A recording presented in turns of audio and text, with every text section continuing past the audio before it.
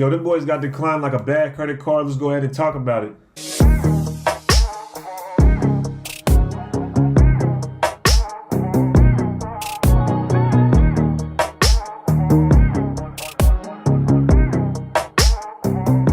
How all three of our first round picks get declined their 5th-year option? That's wild to me. Look, I got to think about it like this, man.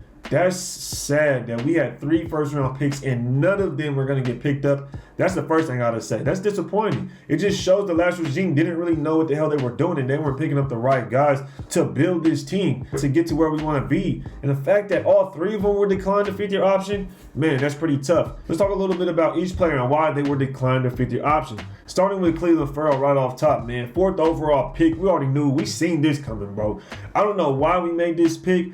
We were all hoping he would do good. We were all pushing for Clelin Ferrell every single year to be productive, to find his sweet spot on the defensive line to where he could become a star, at least someone that's a competent starting defensive lineman. And we didn't get that at all. We moved him to D tackle, put him at edge, back and forth, had him lose weight, gain weight, whatever the case is. I don't know if we hindered him from becoming what he could have really been, but at the same time, I don't know if he just hindered himself or we just had too high of expectations because of what the organization did by drafting him so high. And sometimes I feel like that was more on the Raiders than it was on Clelin Ferrell. And that's that. You move on to Johnathan Abram, strong safety, big hitter, comes in first year, gets hurt on the first game and is out for the season. So that right there hinders him as well. Last year, he goes down the season the last few games, but he does have a pretty good season. And the year before that as well, he had a pretty good season.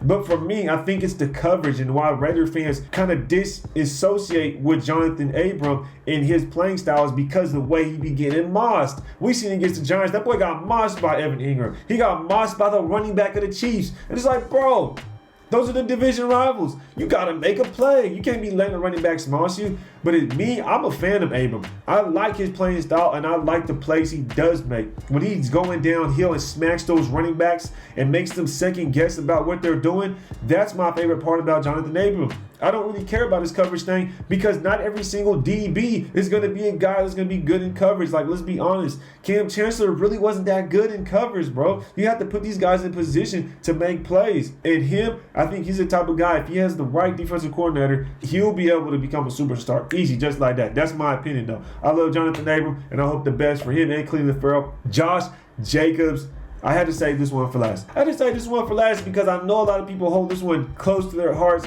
and I know a lot of people, I was going back and forth. They were trying to bash me because I didn't think we should pick up this 5th-year option.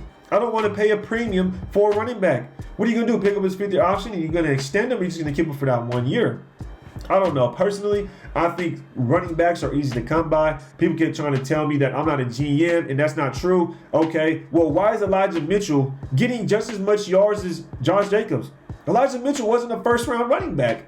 You take Elijah Mitchell, and he was doing just as good as Josh Jacobs. Think about it. You have guys like Javonte Williams on the Broncos.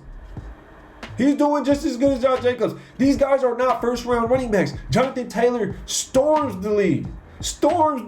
And becomes one of the best running backs, if not the best running back currently in the league. Jonathan Taylor was not a first-round running back. Miles Sanders wasn't a first-round running back.